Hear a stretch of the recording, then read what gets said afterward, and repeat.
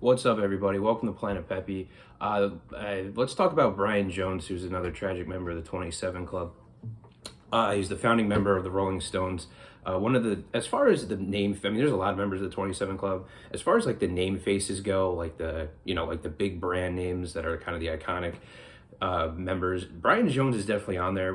But he's one of the ones that throughout my life, and I would always hear about, oh, Brian Jones, part of the 27 Club, drowned in a swimming pool tragically at his home at the age of 27.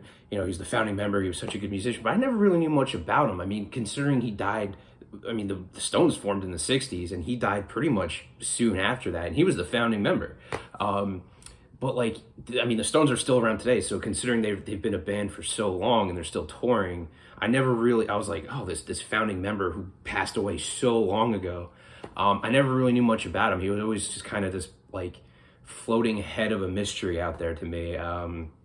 But I did, recently, over the past couple months, really kind of look into him as I was, doing this series and this saga of the 27 Club, and it's interesting with him because he was the founding member. He kind of you would think like when you think Rolling Stones, you think Mick Jagger, Keith Richards, you think maybe they were the founding members, but it was Brian Jones who was really into the blues rock scene, and like the jazz scene, and he was a big fan of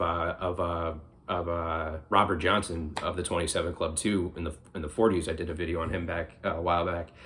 He was a big fan of him, influenced by him, and he was he came from a music family, really musically inclined. It's interesting because he played a lot of instruments. Apparently, like coming together, he was the most like instrumental music, and like he played like the piano, the flute, the guitar, the saxophone, something like that. Like he played like a variety of instruments, and he also wrote poetry. Like he wrote really, really good poetry, but he never wrote like songs. He never put the music to lyrics, or never put his poetry to music, which I've kind of found interesting. He's only credited for writing 2 songs with the whole band, even though he was probably like pound for pound the most musically inclined. He just never put it together to write a song, which is interesting. I'm not saying that's a bad thing. It's just interesting how that doesn't kind of come together at some point.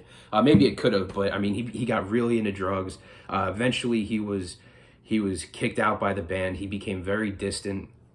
They all moved into. I think Brian Jones, Keith Richards, and Mick Jagger, I think they all like moved in together at one point to save money, and they would just practice in their apartment for like a year or two. But he became very distant.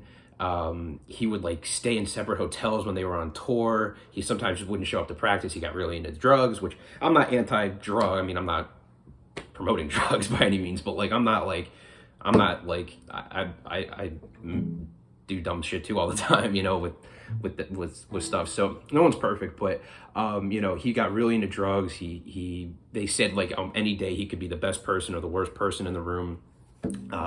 And he kind of got all the logistics done at the start. Like he would, make sure they had a place to practice. He would kind of be the responsible one at first. He would talk to venues to see if they can get booked and, play gigs and things like that. But then it just went off the rails, and eventually he did get kicked out, which is a shame. And I think they did that as like a shock therapy, hoping maybe he would get his shit together and come back. But he just left the band. He never wanted to come back. He tried to start his own band.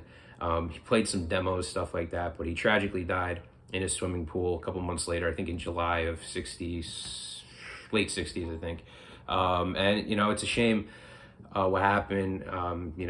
If he, could have, materialized and, I mean, because I, regardless of what I think of the Rolling Stones, and I have some issues with the Rolling Stones, that's a whole other video, but regardless of what I think the Rolling Stones, I think that he could have really helped that band going forward, if he just stayed healthy and kind of progressed as a musician. I think that the band, it's a noticeably lacking thing that's missing from the Rolling Stones on the looking back, because he was only really on, what was it, the Beggar's Banquet or something. I think that was their first record, and then there was another, but he was only credited. I mean, he was credited for writing some riffs and some but like he never wrote songs like Keith or Mick. But again, the founder of the Rolling Stones, tragic member of the 27 Club. There's some rumors saying that he was murdered. I don't buy it. Just like with the Kurt Cobain, I don't buy it. And I love a good, conspiracy theory as much as everyone, and I love music, but you can't say yes to every theory. I think, if you're just that into, drugs, and you're that detached, and you're that young, and you're that vulnerable, and you're that rich where you could just get anything you want maybe at any given time, bad things can happen. And I think that's it's unfortunate, but this is I don't even know what part we're on, 7 or 8, I think. I'll put it in the title, so I'll look it up before I do it. But yeah, all right. So Planet Pepe, everyone, peace out.